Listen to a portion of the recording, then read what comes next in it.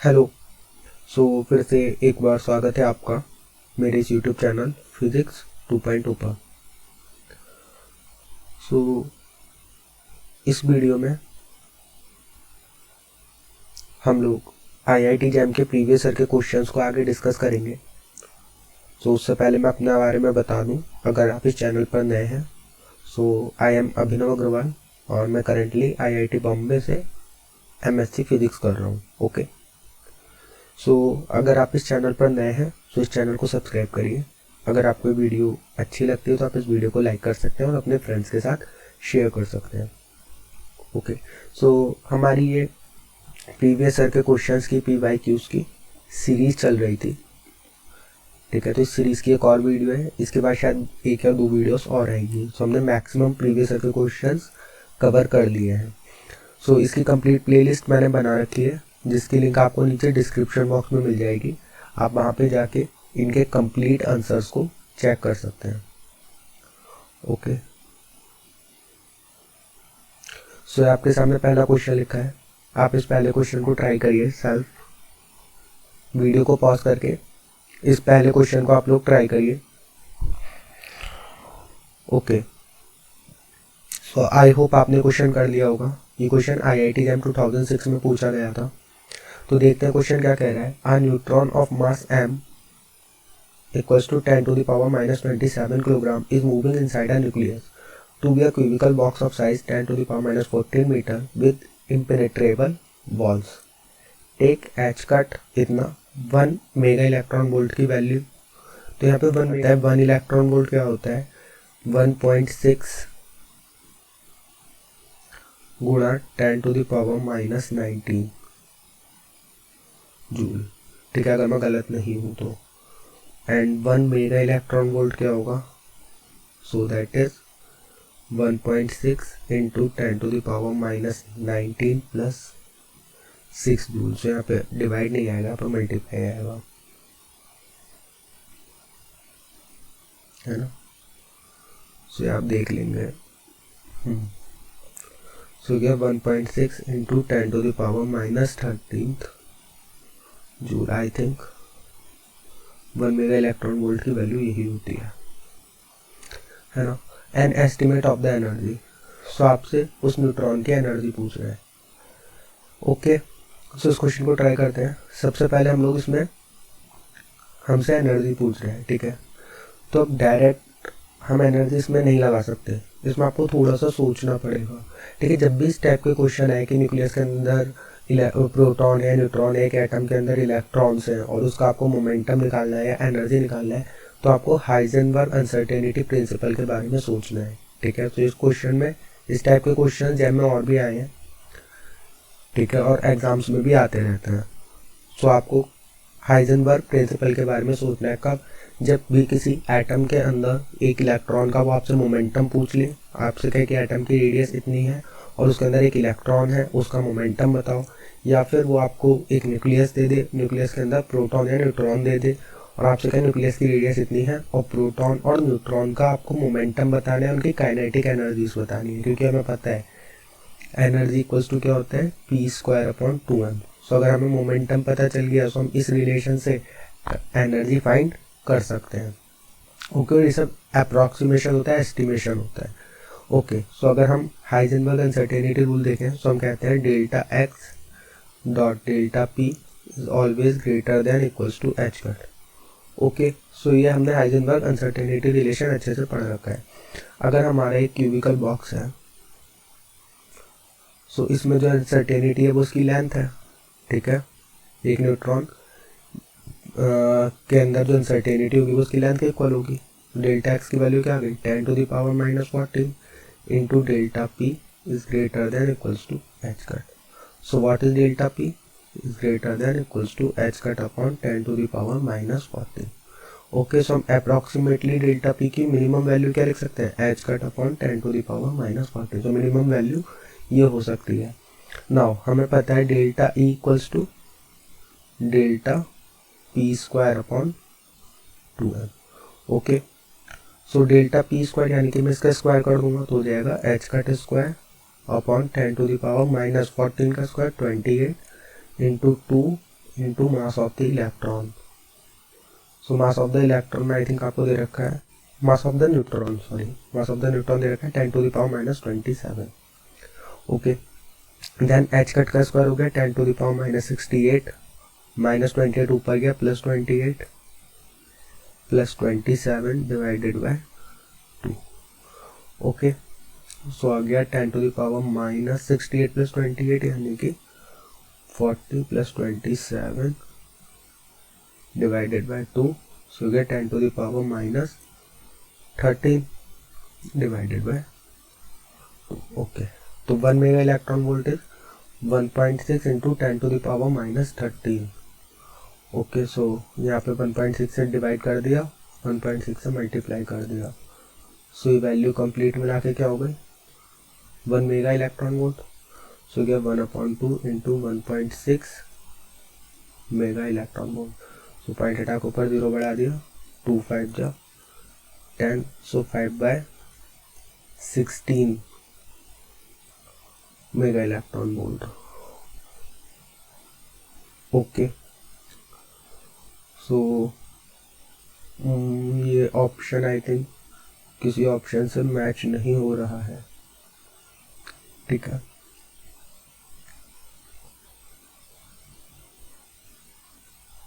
सो आप लोग देख लेंगे एक बार, अप्रॉक्सीमेशन भी से भी देख सकते हैं इसे। अगर हम 16 को 5 से डिवाइड करें तो कितना आएगा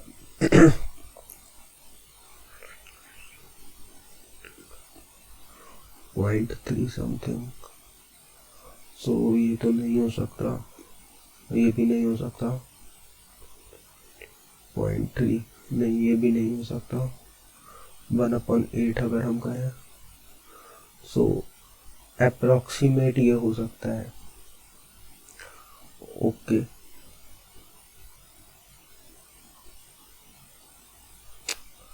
या फिर मे बी इसका आंसर इन चारों में से कोई भी नहीं हो, तो आप लोग चेक कर लेंगे एक बार, ठीक है। आई थिंक इनका आंसर हो सकता है इन चारों में से कोई भी नहीं हो।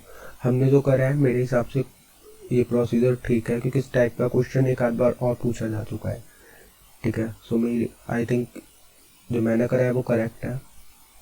आप लोग कैलकुलेशन को चेक कर सकते हो और आपका जो भी आंसर आ रहा है आप नीचे कमेंट सेक्शन में जरूर बताएं, ठीक है। सो आगे चलते हैं। A particle of mass m is confined in a two dimensional infinite square well potential. तो समझने वाली बात यहाँ पे क्या है,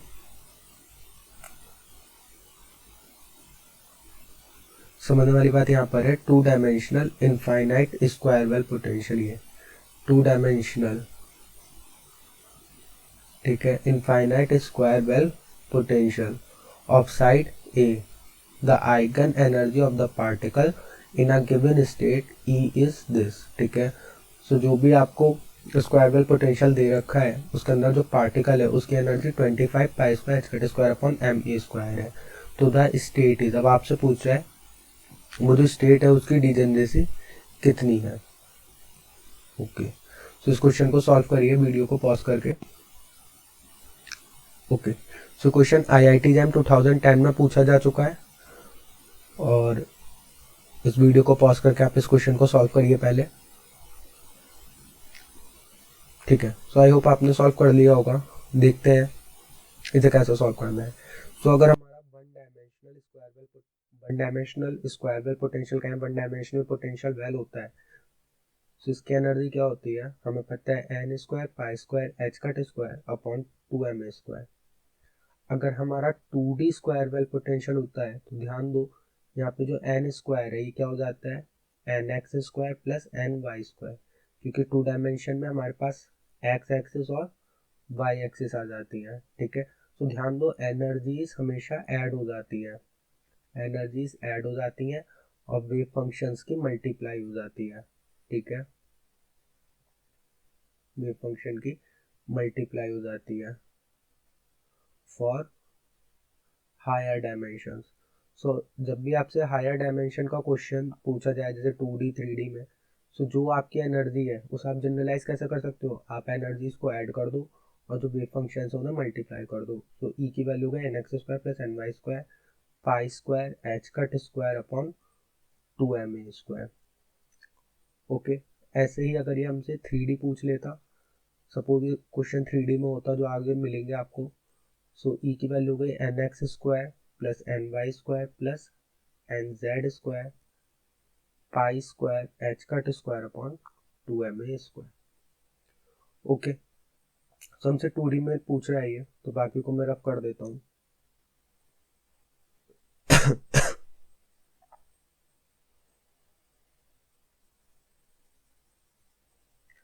ठीक है, 2D 3D पूछे जाते हैं। ओके, कॉन्सेप्ट आप नोट कर लेना वीडियो को पॉज करके।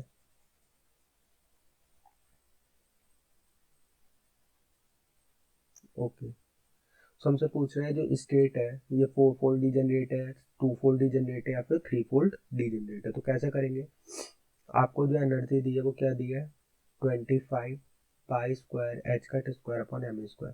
सो मैं मान के चल रहा हूँ आपको डीजेनरेसी का कॉन्सेप्ट क्लियर होगा। ठीक है, मैंने इससे पहले वाली वीडियोस को भी अगर आप देखेंगे तो मैंने उनमें डीजेनरेसी को बता रखा है। जो आपको नीचे प्लेलिस्ट मिलेगी उसमें आप 1 बाय 1 क्वेश्चन को करते रहेंगे तो आपको डीजेनरेसी का कॉन्सेप्ट क्लियर हो चुका होगा। अगर डीजेनरेसी में कोई डाउट हो तो आप मेरे से पूछ सकते हैं, बाकी मैं इस क्वेश्चन को सॉल्व करते हुए भी आपको बता दूंगा। तो अगर आप इन दोनों एक्सप्रेशन को कंपेयर करो तो आपको साफ साफ दिख रहा है मेरी nx² प्लस ny² की वैल्यू क्या होगी 50।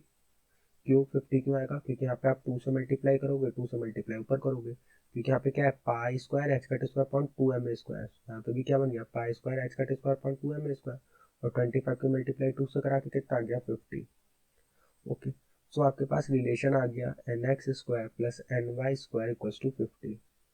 अब आपको nx और ny की वो वैल्यूज पुट करनी है जिससे आपको 50 मिल जाए। ठीक है, और ये मैं मान के चल रहा हूँ आपको पता है कि nx ny क्या होते हैं हमेशा, nx ny क्या होंगे इंटीजर्स होंगे। ठीक है, सब हम पढ़ चुके हैं। nx ny क्या होते हैं इंटीजर्स होते हैं, और स्क्वायर वेल पोटेंशियल्स के लिए इनकी वैल्यू 1 2 3 होती है। अगर हार्मोनिक होता तो 0 से स्टार्ट होती। ओके, सो एक तो मेरे को साफ दिख रहा है अगर मेरा nx भी 5 हो जाए और ny भी 5 हो जाए तो 5 का स्क्वायर 25, 5 का स्क्वायर 25 50। तो एक स्टेट क्या आ गई मेरे पास, एक स्टेट क्या आ गई 5,5। अब दूसरी स्टेट क्या हो सकती है, अगर nx की वैल्यू 1 हो जाए और ny की वैल्यू 7 हो जाए तो 1 का स्क्वायर 1, 7 का स्क्वायर 49, 49 प्लस 1 50। तो एक 1,7 हो सकते हो, एक अगर मैं इसे पलट के लिख दूँ मतलब रिवर्स ऑर्डर में लिख दूँ nx की वैल्यू 7 और ny की वैल्यू 1, तो क्या हो जाएगा 7,1। इन तीन के अलावा आपको कोई भी एक ऐसी स्टेट नहीं मिलेगी, ठीक है, जो इस रिलेशन को फॉलो करे। अब आप कहेंगे इसे हम चेक कैसे कर सकते हैं, देखो आप ना एन एक्स की जगह जैसे आपने 1 रखा आप 2 का स्क्वायर रख के देखो तो आपको एन वाई कभी भी इंटीजर नहीं मिलेगा। ठीक है, अगर एन एक्स की वैल्यू 2 है तो एन वाई इंटीजर नहीं मिलेगा। ऐसे आप 3 रख के देखो तब भी नहीं मिलेगा, 4 रख के देखो तब भी नहीं मिलेगा, 4 का स्क्वायर 16, 5 रख के देखो तो 5 का स्क्वायर 25, 50 माइनस 25 एन वाई की वैल्यू भी क्या आ जाएगी 5। ठीक है, सिमिलरली आप 6 रख के देख सकते हो 7, 7 से आगे जाने की ज़रूरत नहीं है क्योंकि फिर ये वैल्यू 50 से बड़ी हो जाएगी। अगर आपने नेक्स्ट की वैल्यू 8 रखी सो 8 का स्क्वायर क्या हो गया 64, जिससे एन वाई स्क्वायर की वैल्यू क्या आ गई, एन वाई स्क्वायर की वैल्यू क्या आ जाएगी 64, सॉरी एन वाई की स्क्वायर की वैल्यू क्या आ जाएगी 15 माइनस 64, वो वैल्यू आएगी निगेटिव में। ठीक है, बट एन वाई स्क्वायर तो हमारे पॉजिटिव इंटीजर तो होते हैं तो उसका स्क्वायर तो निगेटिव आ ही नहीं सकता। ठीक है, तो हम केवल 7 तक जाएंगे। तो ऐसे अगर आप क्वेश्चंस की प्रैक्टिस करोगे तो आपको बहुत इजी लगेगा, उस टाइप के बहुत सारे क्वेश्चंस जैम में कंटिन्यूसली पूछे जाते हैं।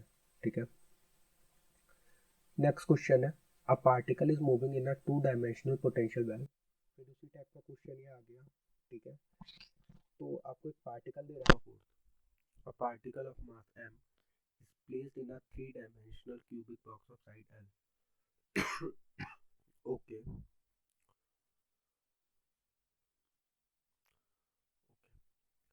So question है a particle of mass m is placed in a 3 dimensional cubical box of side L.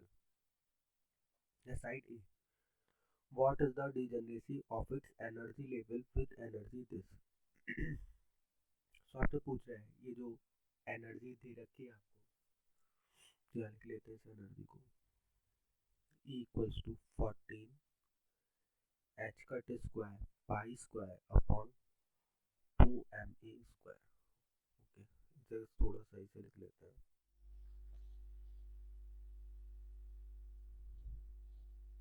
Okay, सो हमें एनर्जी दे रखी है equals to 14 pi square h cut square upon 2 ma square.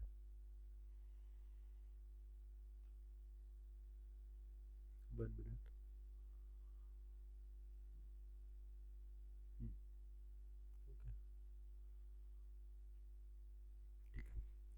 सो हमसे पूछ रहा है a particle of mass m is placed in a three-dimensional cubical box of side A. What is the degeneracy of its energy level? तो इसके energy level में degeneracy पूछ रहा है। तो सबसे पहले हमें अगर थ्री डायमेंशनल क्यूबिक बॉक्स है तो हमें उसकी एनर्जी पता होनी चाहिए। तो उसकी एनर्जी क्या होगी, equals to n x square plus n y square plus n z square pi square h cut square upon 2ma square, है ना। मैंने बताया था कि थ्री डायमेंशंस में, टू डायमेंशंस में हम लोग क्या करते हैं, एनर्जीज को ऐड करते चले जाते हैं। ठीक है, जब हम इसे कंपेयर करेंगे तो हमें दिखता है कि n x square plus n y square plus n z square, इसकी वैल्यू क्या होनी चाहिए, 14 होनी चाहिए। ठीक है, अब हमें एन एक्स एन वाई और एन जेड की डिफरेंट वैल्यूज रखनी है। देखो डीजनरेसी का मतलब क्या होता है, what is the meaning of degeneracy, इसे थोड़ा समझो। डीजनरेसी का मतलब होता है कि सपोज मैंने ई लिया और ई को मैंने साई पर ऑपरेट कराया, मेरे को क्या मिला, लैम्डा साई। ठीक है, साई वन सपोज। अब मैंने ई लिया, उसी ई को मैंने साई टू पर ऑपरेट कराया, बट मेरे को फिर से लैम्डा मिला, साई टू। ठीक है, अब ये जो साई वन और ये जो साई टू स्टेट्स है, ये क्या कहलाती है, ये डीजनरेट स्टेट्स कहलाती है। इन्हें डीजनरेट स्टेट्स हम लोग क्यों कहते हैं, क्योंकि देखो इनकी जो एनर्जीज है वो तो सेम है, बट जो एनर्जी आइकन फंक्शंस है वो डिफरेंट है। सो यहाँ पर हम यही करेंगे कि हमारा n x n y n z ये तो डिफरेंट होगा, ठीक है, यानी कि स्टेट डिफरेंट होगी, बट जो आइकन वैल्यू है यानी कि जो एनर्जी है वो सबकी सेम रहेगी। ठीक है, इसलिए हम डीजनरेसी की तरफ जाते हैं। डीजनरेसी में हमारी स्टेट्स अलग अलग होती हैं, बट हमारी जो एनर्जी आइकन वैल्यू होती है वो सेम आती है। सो समझ में आ गया होगा। तो अगर आप सिंपल रख के देखो, अगर एन एक्स की वैल्यू 1 हो, एन वाई की वैल्यू 2 हो और एन जेड की वैल्यू 3 हो, तो साफ दिखता है 1 का स्क्वायर प्लस 2 का स्क्वायर प्लस 3 का स्क्वायर, यानी कि 1 प्लस 4 प्लस 9, तो 9 और 1 10 और 4 14। ठीक है, सो आपका मैं होमवर्क देता हूँ, आपको बताना है कि ऐसे कितने नंबर है। ठीक है, ध्यान रखना है एन एक्स एन वाई और एन जेड ये सब होने क्या चाहिए, इंटीजर्स होने चाहिए। ठीक है, तो उसके ऐसे कितने रिलेशन बन सकते हैं जिससे सम 14 आए। ठीक है, तो आपको इसका आंसर कमेंट सेक्शन में देना है। बहुत सिंपल सा क्वेश्चन है और आई थिंक ये 2 मार्क्स में आया होगा शायद, मेरे को पक्का नहीं पता, हो सकता है 1 मार्क्स में हो, बट इस टाइप के क्वेश्चन 2 मार्क्स में भी आते हैं। ठीक है, इस साल भी क्वेश्चन था और इस साल भी क्वेश्चन होगा, मतलब 21 में भी था, 22 में भी आने के बहुत ज़्यादा चांसेस है। ठीक है, तो इस टॉपिक को बिल्कुल भी नेगलेक्ट मत करना। नेक्स्ट क्वेश्चन नंबर 5 है, a system of 8 non-interacting electrons is confined by a three-dimensional potential। तो आपको एक 3 डायमेंशनल पोटेंशियल दे रखा है, the ground state energy of the system in units of H cut omega. तो इस सिस्टम की ग्राउंड स्टेट एनर्जी पूछ रहा है। ठीक है, तो सबसे पहले तो आपको एक पोटेंशियल पता होना चाहिए कि ये पोटेंशियल क्या है। ठीक है ना, तो दिख रहा है आपको क्या पोटेंशियल है, वेरी गुड, ये हमारा हार्मोनिक ऑसिलेटर का पोटेंशियल है। ठीक है, अब जिसे नहीं पता तो भाई तुम थोड़ा सा रिवीजन करो, और जिन्हें पता है वेरी गुड। ठीक है, तो इस वीडियो को पॉज करो, क्वेश्चन को सॉल्व करो, करो solve. Okay, so I hope आपने क्वेश्चन सॉल्व कर लिया होगा। सो हमें पोटेंशियल दे रखा है half m omega square r square. ठीक है, तो ये भी 3 डायमेंशन है, तो मैं क्या करूँगा, n x plus half h cut omega plus n y plus half h cut omega plus n z plus half h cut omega. तो इसे क्या लिख सकता हूँ, n x plus n y plus n z plus half plus half plus half यानी कि 3 half h cut omega. Okay, so ये question थोड़ा सा समझने के लिए इम्पोर्टेंट है और इसे ध्यान से समझना। यहाँ देखो हमारे पास 8 नॉन इंटरेक्टिंग इलेक्ट्रॉन्स हैं, ठीक है। अब मेरे को उन्हें डिफरेंट एनर्जी लेवल्स में क्या करना है, डिस्ट्रीब्यूट करना है। तो पहले मैं एनर्जी लेवल्स बना लेता हूँ। अब मेरे को पता है हर एक एनर्जी लेवल में मैं 2 इलेक्ट्रॉन्स को फिल कर सकता हूँ। और ध्यान से देखो वो क्या पूछ रहा है, ग्राउंड स्टेट एनर्जी यानी कि मिनिमम से मिनिमम एनर्जी स्टेट में मेरे को फिल करना है। तो पहले स्टेट क्या हो सकती है, एन एक्स की भी वैल्यू 0, एन वाई की वैल्यू 0, एन जेड की वैल्यू 0। ओके, बट ध्यान रखना जो हमारे पास वैल होता है, पोटेंशियल वैल होता है, तो हम 0 नहीं रख सकते, वहाँ पे स्टार्टिंग 1 से होती है। और हार्मोनिक ऑसिलेटर में 0 point energy n equals to 0 पर होती है, ठीक है। तो हमारे 2 इलेक्ट्रॉन्स यहाँ पर आ गए, ठीक है। अब अगली स्टेट क्या हो सकती है, एन एक्स की वैल्यू 1 बट एन वाई और एन जेड 0 ही रहा, तो 2 इलेक्ट्रॉन्स यहाँ पर आ गए। अगली स्टेट क्या हो सकती है, अब एन एक्स को हमने 0 रहने दिया, एन वाई 1 हो गया और एन जेड भी 0 रहा, तो सेकेंड स्टेट हो गई। अगली स्टेट क्या हो सकती है, एन एक्स भी 0 रहा, एन वाई भी 0 रहा, पर एन जेड 1 हो गया और 2 इलेक्ट्रॉन्स हमारे यहाँ पर आ गए। तो देखो हमने चारों इलेक्ट्रॉन्स को फिल कर लिया, ठीक है। तुम्हारी इस स्टेट की एनर्जी क्या हो गई, 3/2, मतलब 2 इलेक्ट्रॉन्स है तो 2 इंटू 3/2 एच कट ओमेगा। ऐसे इन तीनों स्टेट्स की एनर्जी क्या हो जाएगी, 2 इंटू 5/2 एच कट ओमेगा, ठीक है। क्योंकि एन एक्स 1 है तो 1 प्लस 3/2 यानी कि 5/2 और 2 इलेक्ट्रॉन है, ठीक है। तो इस स्टेट की भी होगी प्लस इस स्टेट की भी होगी प्लस इस स्टेट की भी होगी, तो ये 3 बार प्लस होगा, ठीक है। यानी कि 3 से इसकी मल्टीप्लाई कराई जा सकती है, अगर मैं गलत नहीं हूँ, ठीक है। छोड़ो, तो इसे अलग ही लिख लेंगे,